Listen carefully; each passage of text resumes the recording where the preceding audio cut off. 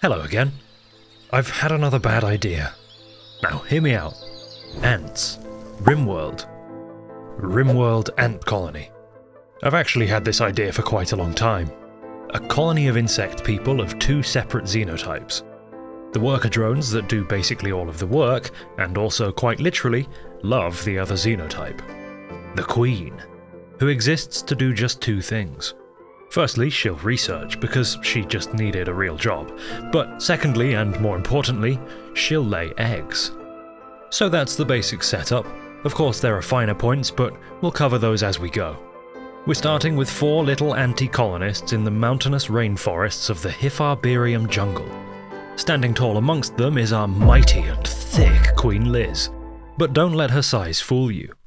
She's actually quite delicate and slow, not suited for any kind of combat whatsoever. She is, however, both fertile and horny, so at least she's got that. And so are the drones. Horny, that is. Boris, Ant, and Nash. Because though our queen lays eggs, they do still need to be fertilized. Which is why our ideologian, the Way of Ant, allows the queen to have many partners and encourages physical love. Boris Johnson, no relation, is our miner. A very important role here. And he'll immediately get to work carving into the mountain whilst the other 2 drones, Nash and Ant, just kind of mill around waiting for something to do. Yeah, honestly though, I only had him dig into this little bit here so I could make this image. Which doesn't even make sense. Ants don't make hives, but, you know, well, here we are. Anyway, Nash is our builder and farmer, and honestly, a number of other things. He's pretty overworked. Ant is far less busy, but he's also the colony's best shooter. Which is pretty important when your colony consists of ants who'll go down after 2 or 3 bites from a feral rabbit. Oh, and we also brought along Pickwick the iguana. I didn't mean to bring him, and as I always say about Rimworld pets, don't get too attached. It's time to choose a spot to settle in. This map has plenty of strong defensive options, but I think the spot that we arrived on is pretty much good to go, honestly. So we'll start digging into the hill for real this time. And you might have noticed, by the way, that we don't really have a good cook here. In fact, the ants are genetically terrible at it. That's because they also have a genetic immunity to food poisoning and generally very strong immune systems. This isn't actually true of Earth's ants, by the way. I'm not trying to make some exact replica of real-life ants here before you antologists start yelling in the comments. I temporarily set all of the drones to mining, just to get us safely into the mountain as soon as possible. We'll also make sure their work schedules reflect their lower sleep need. Another handy feature of drone xenobiology.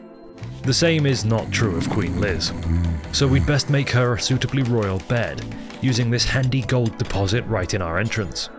She'll share her bed with all of the drones in a kind of polycule. Boris gets the first go, but don't worry, everyone will get a pump sooner or later. We'll also build a research table and a stove, because we didn't actually bring any food with us. There were a few meals scattered on the map, but that's it. Naturally, we mined directly into an enormous vein of steel, right where I had planned to make some bedrooms, but fine, we'll work with it. And actually, it sort of reminded me not to just dig out rectangles and squares for this colony, and to get a bit weird with it instead. You'll see. Anyway, a stove is only half the answer to starvation. You also need something to cook, so we made Ant a bow and sent him out to pester the local alpaca population. Which is a job he did very well. It's nice to have somebody who's actually good at shooting in the beginning of a Rimworld game. And I had planned on cooking it, but the microsecond it was butchered, the ants, perhaps appropriately, swarmed and made all of the meat disappear into their hungry little ant bodies. Except for Boris, who was too busy wandering around sadly to partake in the feast. Meanwhile, Liz is settling into her roles nicely, steadily clawing us towards some basic text during the day, and getting fertilized at night. If she had any hair, it would be a mullet, because she's kind of a business in the front, party in the back kind of queen, if you know what I'm talking about. It was Boris to get the job done, because so far he's the saddest of the drones. Letting somebody into the queen's bed is a very good way to cure a bad mood, it turns out. So anyway, in a week or so she'll lay her first egg. And then it's roughly every 10 days after that, provided she's fertilized. Meaning that the colony will grow at a predictable but nonetheless alarming rate. We'd best plant some mushrooms. I left this too late though. The ants are hungry, and having already extincted the local alpacas, the gang must turn to more dangerous prey. Yep, the gang of delicate ants are going to hunt an elephant. What could possibly go wrong? Honestly though, it went surprisingly well. The gang were able to scatter the herd and have just one elephant charge them. Early signs pointed to Nash getting turned into mash, but thanks to the generally competent shooters hitting very often, soon enough the beast was slow enough to safely kite. With it all but dead, Ant finishes the job and now we'll have enough food for at least a couple of days, and a couple of valuable tusks to top it off. We're setting up a general room now to act as a barracks and dining room so that the queen and her concubine can have some more privacy, and that we can be free of the pain of tableless living. We might not have much to put on our table though. I'm steadily expanding the mushroom farm bit by bit so that soon we'll have a fairly consistent flow of fungus, but in the meantime we'll just have to subsist off of whatever we can hunt. Little monkeys have a surprisingly decent amount of meat on them, to be fair. Pickwick, on the other hand, is a bit scrawny on account of the plague ravaging his mortal form, but we'll take what we can. Rest in peace, Pickwick. Nash, apparently racked by mourning for Pickwick, decides that the only way to mend his broken heart is to propose to Queen Liz, to which she says no. Oof. Rimworld's relationships can be incredibly fickle, and in a moment I'll try to solve that problem with a little scheduling trick, but that's later, and Rimworld's most dangerous event is now. Some tortoises have gone mad and are trying to eat our ants, and tortoises might not seem like a serious danger, but try telling that to this dead panther. With no real armor penetration, a tortoise is pretty close to an unstoppable force. Granted, it's a very slow unstoppable force, but that doesn't really matter. So our only recourse for now is to remain indoors. Thankfully, the madness affecting those unbridled killing machines soon fades, and it's once more safe to go remain indoors. Speaking of remaining indoors, it's probably time to protect our indoors a little bit better with a perimeter wall, rather than just facing any threats right on our doorstep. It's going to take a while to get that built, but I think we've had a decent start here so far. And with gas extraction researched, we can start to electrify the base, or at the very least to make a fridge to keep the mushrooms in. First though, a visitor has arrived with wares, including an excellent pump shotgun, which I wrote as "shot fun" in my notes by mistake. I'm sure it will indeed be fun, so we'll sell some of our gold and buy it for Ant. I realise now that it was a bad idea to have a colonist named Ant in my colony of ant people, but I'm sure you're keeping up just fine. Okay, anyway, building that wall by itself doesn't actually do anything for us, so we'll also pop a little trap hallway in it, and then the game delivers us a Wookiee to eat. Yeah, the ants will happily eat people. I don't really even see this as cannibalism because they're insects. Anyway, in a not particularly regal moment, Liz has laid her first egg. For probably quite obvious reasons, I don't really want to dwell on the exact moment it happened.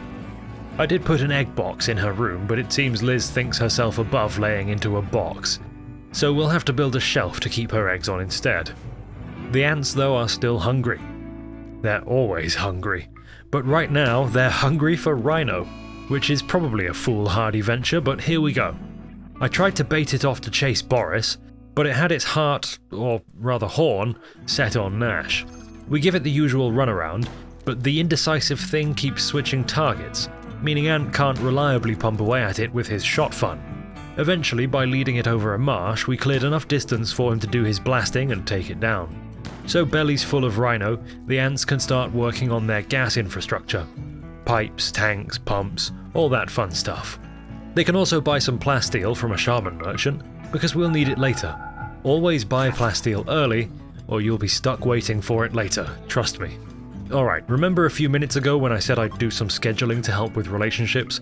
Well, all that means is giving everyone a few hours of recreation at the same time to encourage relaxing socially, and generally being in a room together to promote positive social interactions. Our labours finally bear fruiting bodies. The shroom cave is ripe with the smell of nutrifungus. And in case you're wondering how research is going, we're slowly working through the various firearm techs, because bows aren't really going to cut it for very long here at all. Hilariously, whilst digging out more space for mushroom farming, we found even more gold, which on the one hand is great, but you know what they say about mo money? It's mo problems. Sorry, that might be a bit too 90s for most of you. But my point is that most people strive to keep colony wealth down, since that's the metric used to scale threats in Rimworld. I find that mindset kind of boring, but I also recognise the dangers of just sitting on a literal pile of gold. When we eventually get some raids, they'll probably be pretty gnarly. Anyway, for a while now Liz has had malaria. I didn't mention it because with their super immunity these guys handle diseases like champs, but since I have vanilla social interactions expanded, sometimes colonists will gain traits after certain events. Somehow the malaria left her with a great memory. That doesn't make much sense to me, but don't question it, it's good. We've reached the point where people are getting pissy about not having a moral guide and all that, so I'm having Nash quickly build a temple, called the Antechamber in this ideology because I'm a fucking comedic genius. Once it's built, we'll appoint Liz to her rightful position as the queen, and then make Boris the caring ant. And yes, don't worry, it did occur to me that appointing Boris Johnson as the colony's moral guide might be a questionable move, but I'm sure it'll be fine. I don't actually often have a leader in my colonies, so I apologise in advance for never using combat command, but I do at least occasionally use work drive on poor overworked Nash. As a collectivist ideologian, its duration is tripled, so it's actually very strong. Alright, now then, time for a raid. The Impids have arrived, but surprisingly it's just 3 of them, and conveniently that's the same number as we have spike traps. However, the nimble Snaz here deftly walks straight through our traps, but then his friends died and he decided that maybe the real trap was being inside of our base, staring down the barrel of a shotgun. Okie doke, just before those guys arrived we were finally making a fridge, which is convenient because now we'll have somewhere to store the Impid meat. The basics are handled. It's time to dig deeper. The drones need real bedrooms. Whilst it's perhaps appropriate in an ant colony to just use barracks, I do want them to be happy, and I'd also like to free up the space in the dining room for books and other nice things of a recreational nature. Less recreational are turrets, which we've just finished researching. We'll build a few in our entrance, but I'm not exactly going crazy with it. Randy, however, is going crazy with the duck eggs, dropping 69, nice, for us from space. It's not really impactful at all, we have plenty of food now, but it was the funny number, so I had to mention it. Liz continues to pop out eggs, getting the cycle of churning endless colony growth started. I think it's probably time to build a nice armchair underneath her whilst she researches, since she must be getting pretty sore by now. And it would be good if they started hatching soon, because the place could just use a dedicated cleaner. I've got Ant doing it right now, but it feels like a bit of a Herculean task for just one colonist. For his dedication to cleanliness, we'll reward Ant with a masterwork flak helmet from a combat supplier. It looks more like a metal fisherman's hat to me, but I'll trust them when they say it's bulletproof. Our next bit of wonderful luck is a meteorite of compacted machinery. That's very nice. Thanks, Randy. And clearly my enforced socializing has helped, because Liz and Nash are getting married. Everyone turns up to the ceremony, including Worm, whoever he is. I think he was just there for the buffet. Immediately following their vows, the moon passes in front of the sun and we have an eclipse. I'm not really an omens kind of guy, but if I were I would probably think that was a bad one. And then Liz and Ant both got a plague. So yeah, I'm gonna say that was an omen. But anyway, they both have super immunity, so it's not really a worry. About 5 minutes later, whilst they're both still suffering from plague, they get married. And awkwardly, nobody showed up. But I do get it. At a certain age, everybody you know starts getting married and it gets a bit tiring. More importantly though, it's finally time for our first hatchling. Little Tony Blair.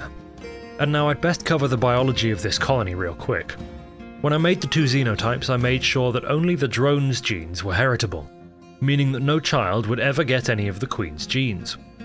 This doesn't guarantee, however, that a child will get all of the drone's genes, so Blair here is missing a few.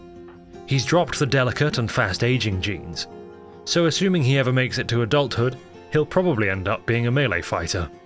What this mechanic means is that if the colony ran for long enough to have multiple generations of drones inbreeding with their queen mother, eventually the drone genetic line would be diluted to baseline humans. It's an interesting idea, but I doubt we'll ever see it because it would take a very long time. Shortly after this hatching, I zoomed out and checked how many days we'd been here, and was honestly very surprised to see that it's only been 30. Maybe my internal Rimworld clock is off, but this feels like a lot for 30 days, doesn't it? Let me know in the comments if you like this more detailed coverage of a colony, or whether you think I could have gotten through this quicker. And while you're down there, of course, like the video. Anyway, back to work. The bedrooms are being made, eggs are flowing, microelectronics is researched, and here are the Neanderthals. Which is fine, because we have guns and they don't. Being the big strong dudes they are, they eat 2 traps each, but we have 6 traps, so that's enough to send the rest of them running. Nice. A bulk goods trader arrives next, and I see this as a good opportunity to start our library. I really like the addition of books to Rimworld. Having a library of various types of books just feels good to me in a way that I can't quite explain. Here's another raid now though. Wookiees this time. All of them have brought melee weapons, which is a plus, but we haven't quite rebuilt our trap hallway, which is a minus. However, none of this actually matters because these traders are still hanging around, meaning we survive this raid for free, and now we have plenty of extra meat. Very good. It's time for the last of the original drones, Boris, to marry their queen. Because I guess that's just what we do here. Liz is clearly getting bored of this because she's even getting stoned for this one. There's no time to celebrate though. Not that anyone was, because the impids have arrived. Again, this isn't going to be difficult. There's only 3 of them, and yeah, that's about as expected. It feels like I'm just ping-ponging from negative to positive events right now, but here we are, another hatchling. Little baby Gordon Brown. When another bulk goods trader shows up, we'll predictably buy more books, because I just like buying books. But also, they've got this double-wide refrigerator, which I think will serve nicely as baby food storage in the nursery that we'll build soon. Immediately following them was a combat supplier, which I wish they had sent first so I'd have more silver to spend. But this here samurai helmet is looking mighty tempting all the same. Boris will wear it, being the colony's only semi-capable melee combatant. Alright, so that nursery. It's actually going to be a multi-function room for Liz. She's a big, slow girl, so it's best if she does everything in one place. Meaning this room will be a research lab, bedroom, and nursery for her to live in. We've also finally researched gas operation, so it's probably time to arm up the colonists with some heavy SMGs, just in case an actually threatening raid shows up. But instead of a raid, we get yet another trader, the 3rd one in a few days. So now I realise I should probably start actually producing something valuable to sell, because at this point I'm fresh out of randomly acquired valuables. So we'll quickly research hydroponics thanks to Liz having inspired research, and eventually we'll set up some psychoid production. With that in mind, we'll research geothermal power next, because sun lamps are a bit hungry to run on Helixian gas, and since it's been 10 days, another baby has hatched. Little Winston Churchill. Just in time for Liz's combination bedroom-nursery-laboratory to be finished. Very good. Unfortunately, the local clan of aliens are apparently upset with us and have sent a small raid. With actual weapons this time. Shock horror. They've got guns and everything. Whatever will we do? Oh, well, that's traps for you, but I see this as a warning. It's the first negative event that I've looked at and gone, oh, hang on, this one's actually a bit dangerous. Which I've learned usually means things are about to get much more fun in a Rimworld game. However, I'm still focused on silver right now, so let's start digging a hole to grow drugs in. And then we'll upgrade to auto doors, which I don't often do, but I've been watching a lot of AA's long Rimworld videos lately, and he always builds them, so it just sort of happened here. I don't think it's actually a great way for us to spend our precious components, but, you know, whatever. It's not a big deal. Another baby has hatched. David Cameron. He's got all of the good genes and is missing 1 or 2 of the negatives, meaning he's almost twice as hungry as the rest. He's so hungry that he'll literally start starving overnight, which is fun. At about the same time as this, we've got our first child. And since he didn't inherit fast aging, it's not Blair, the first hatchling, but rather Gordon Brown. And he's grown a full head of hair, which wasn't supposed to happen, but that's the magic of genetics. Now that we finally have a child, the colony has a full-time cleaner. He'll also help out with hauling, but something I didn't realise was that children can also immediately start helping out with childcare. This is a surprisingly time-consuming task here.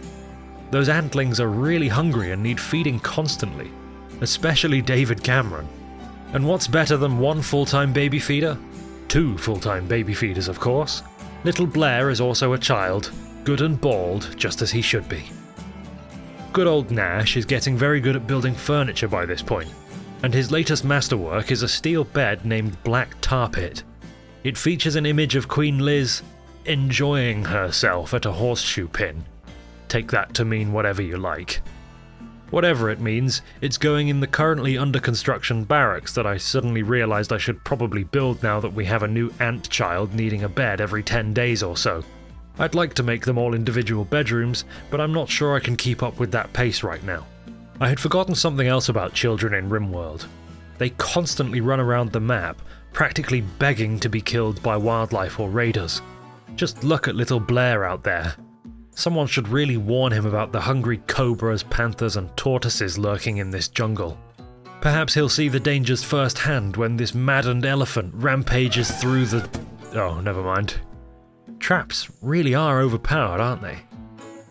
What beats them though is numbers, so this raid of insects might pose a real threat. There's nothing too frightening amongst them, just mega scarabs, spellipedes and these macro fly things, attacking in 2 waves. The first clear the trap hallway before meeting a hail of thankfully accurate bullets, and of the second wave only a macro fly made it through, leaping at Boris, not doing any serious damage. But the cuts to his leg made me realise that these guys are fragile and currently almost entirely unarmoured. So I'm interrupting our main research path once again to quickly grab the various armour techs that I've passed over so far. Whilst working on those researches, we'll build a geothermal generator to power the grow-op that we've finally got set up. No, it's not particularly efficient and it won't make much produce, but that's how I like things. A trade ship is overhead, the professional traders. Not an imaginative bunch, but they've got an advanced component and some more books for us. So that will do nicely for me. Next is a combat supplier, who I wish I could afford to buy something from, because next comes the mechanoids, our first encounter with them here. It's a psychic droner with 3 scythers and a lancer. I'm going to ignore that for a little while.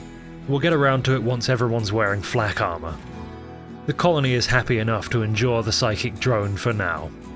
Also, little Keir Starmer has been born. And also, Churchill is a child now. There's a lot of hatchling activity now that things have had a good chance to get rolling. One activity is apparently having food poisoning. Something I thought we wouldn't have to worry about here, but of course, the genetic line weakens. So that's fun. No one here can cook, so Churchill will just have to deal with that.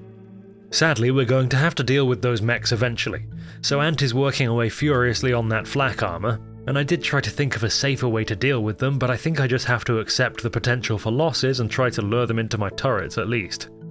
The 3 OG drones are armoured up and there's a trade caravan outside which might help, so let's go lure some mechs. Now I wouldn't describe myself as mechanically good at Rimworld, so this kind of thing is a bit of a challenge for me. Eventually though I've got one of the scythers to chase us all the way back home, but unfortunately Gordon Brown, with his ever impeccable timing, was just headed out for a quick nature run. So he's had an arm cut off, which isn't ideal, but the traders will now help deal with the scyther. So whilst Boris stitches up Gordon's stump, Ant and Nash will go looking for another mech. I hadn't actually realised before that one of them was a lancer, so it surprised me when this one started shooting back. It immediately shot Ant's arm off and then one of Nash's toes. Mercifully, it then died before it could snipe off anything else. That just leaves us with 2 scythers, one of whom is already slowed considerably from earlier damage and so goes down pretty easily. Just one left, but first a short break for Boris to sew everyone up, followed by a quick snack and a sleep. The next morning, threat neutralised, and it only cost 2 arms and a toe. Blair, apparently sensing the poor mood, suggested a binge party. So for the next few hours everybody will cheer themselves up with food. And for hopefully very obvious reasons we'll now research prosthetics. Actually making any will be a real drain on components, but the drones aren't much use if they're all missing arms.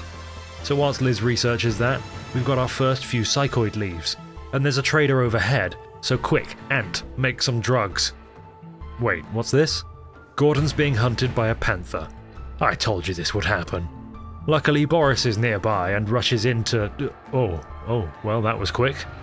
Gordon's dead, and now the panther is right on Boris. Nash is there quickly and puts it down, but not before it did a lot of damage. On the one hand, we don't have to make a prosthetic arm for Gordon anymore. On the other, well, Boris doesn't have the other anymore, so we're still gonna need that prosthetic. We quickly build a stone sarcophagus in the hallway and have Churchill bury his brother, which definitely won't cause any mental scars, and then we'll hold a little funeral, which turned out terrible, because they always do. I'm cursed with awful Rimworld funerals in every game I play, it seems. But when an ant dies, the colony can take solace in the fact that another is at most 10 days away, so here's little John Major. Now, we've made some arms, let's pop one of them onto Ant. Don't screw this up, Boris. Very good. Your turn next. Unfortunately, Boris is the only skilled doctor here though, so I guess he'll have to instruct poor Nash through the surgery or something. Miraculously, he did get it done, and now he's feeling all creative. The ants are genetically terrible at art, so I'm going to take this opportunity to make a statue for the antechamber. The colony long for a form of ant. It came out at normal quality, which is another small miracle for this colony, but the antechamber isn't yet ready to receive its anti-form. It needs flooring and columns first. Before we can get that done, a mech cluster arrives. Oh dear. A couple of Scorchers, some Militors and a few turrets, guarding a psi suppressor, set to wake up in a few days. That's really not ideal. Before heading out, we'll finish up the temple. Perhaps if the gods are pleased, they'll forgive us for putting a little helmet on Churchill's head and an SMG into his little hands. Come on, kid. It's time to see if you meant what you said about fighting them on the beaches and all that. Thankfully though, the cluster's layout lets us attack and deal with the mechs without being targeted by the turrets. We'll focus on the Scorchers and then deal with all the Militors whilst Nash runs around on fire.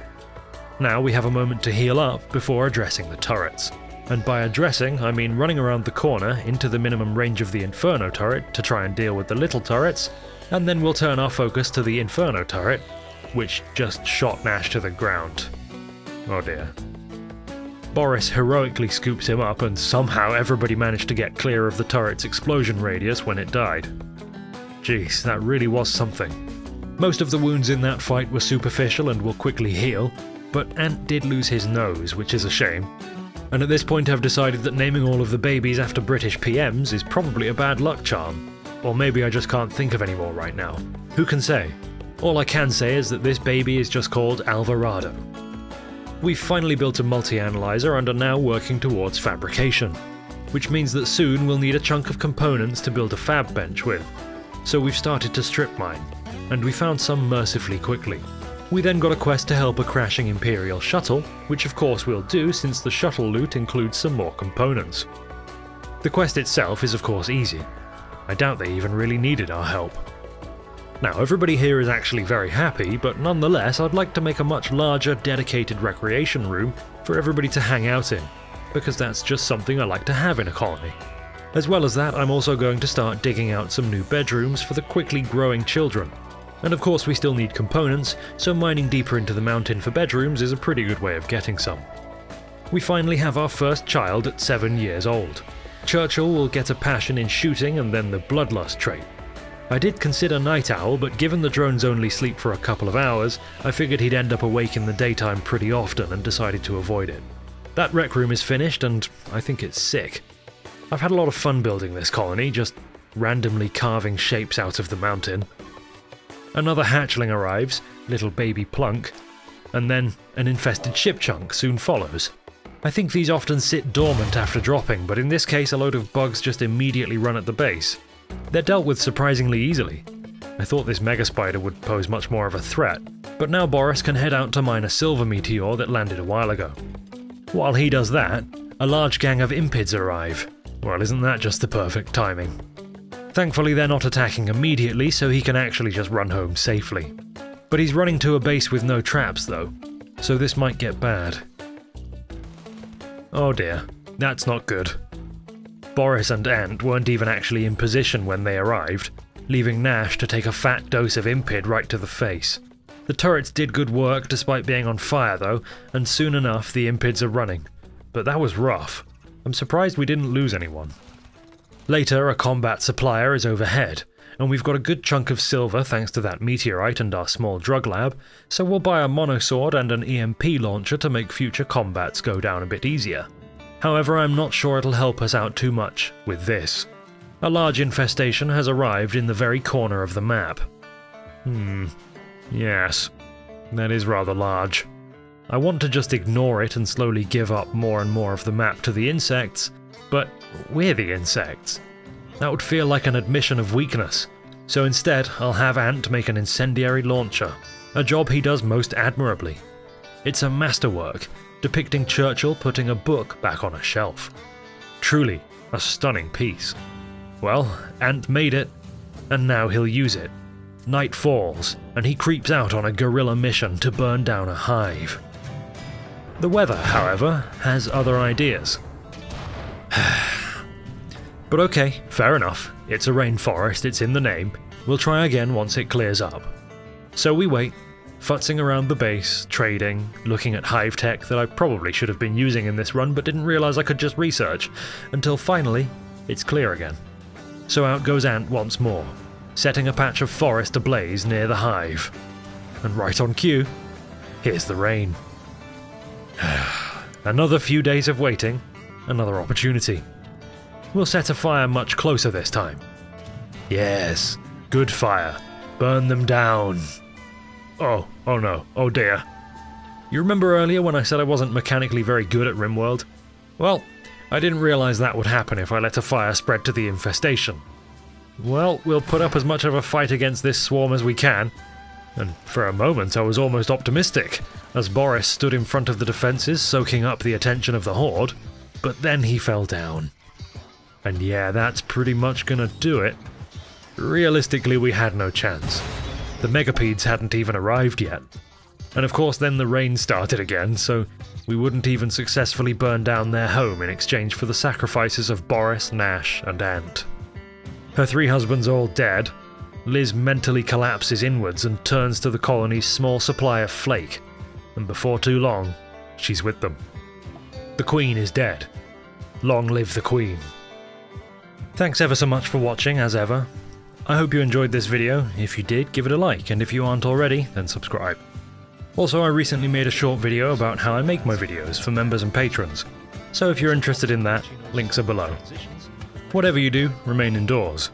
The new Queen is out there. Anyway, until next time, goodbye.